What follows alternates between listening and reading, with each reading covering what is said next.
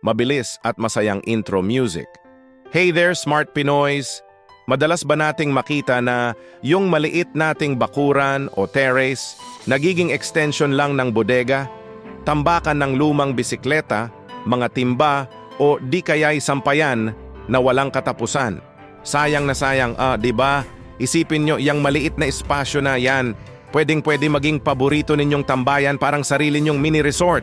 At ang good news, hindi kailangan ng malaking budget. Kaya kung ready na kayo sa isang life-changing outdoor makeover, tara na at simulan natin ang Smart Pinoy Hacks na to. Unang-una sa lahat, i-level up natin ang sahig. Kung medyo magaspang or lupa pa yan, pwede tayong gumamit ng outdoor tiles. Marami ng murang options ngayon. Yung mga parang deck tiles na ikakabit mo na lang. Pwede rin yung DIY approach gamit ang graba o pebbles. Ilagay nyo lang sa isang area, instant Zen garden feels. Agad-agad magmumukha ng mas malinis at presentable ang space nyo. Hindi na maputik kapag umuulan. Ngayon, saan tayo uupo? Dito papasok ang magic ng foldable furniture. Bumili kayo ng isang maliit na foldable table at 2 foldable chairs. Bakit foldable? Kasi pwede mong itabi kapag hindi ginagamit, lalo na kung kailangan mo ng space para sa ibang bagay. Perfect ito para sa almusal sa umaga, kape sa hapon, o kahit intimate dinner sa gabi. Ang dali pang linisin at itago. Practicality is key, mga ka-Smart Pinoy. Sunod, bigyan natin ng buhay at kulay. Walang tatalo sa freshness ng mga halaman. Kahit hindi ka plantito o plantita, kayang-kaya mo to. Pumili ka ng mga potted plants na madaling alagaan.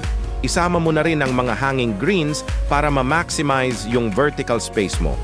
Ilagay sa mga pader o isabit sa may bubong. Agad-agad, magkakaroon ng natural at relaxing na vibe ang lugar.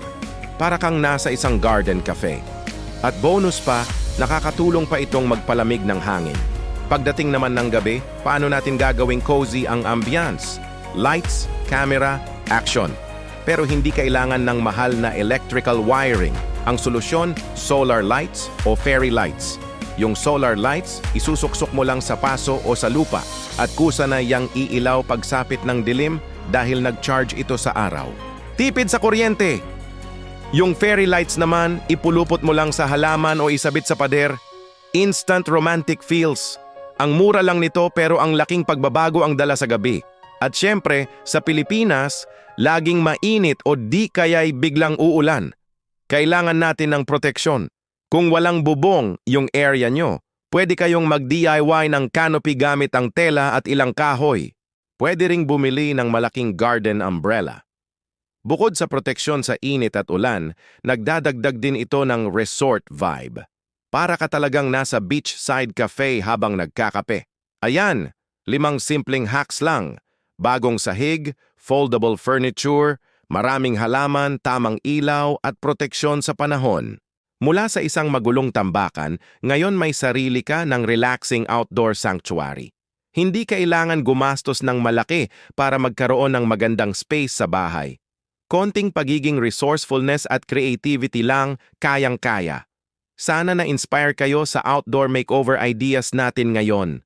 Kung nagustuhan nyo ang video na to, please give it a thumbs up at huwag kalimutang mag-subscribe sa ating channel para sa mas marami pang Smart Pinoy hacks. At abangan nyo. Sa susunod nating video, tuturuan ko naman kayo ng mga budget-friendly hacks para sa isang malinis at organisadong laundry area na swak sa bawat bahay. Pinoy. Hanggang sa muli, mga ka-Smart Pinoy. Bye.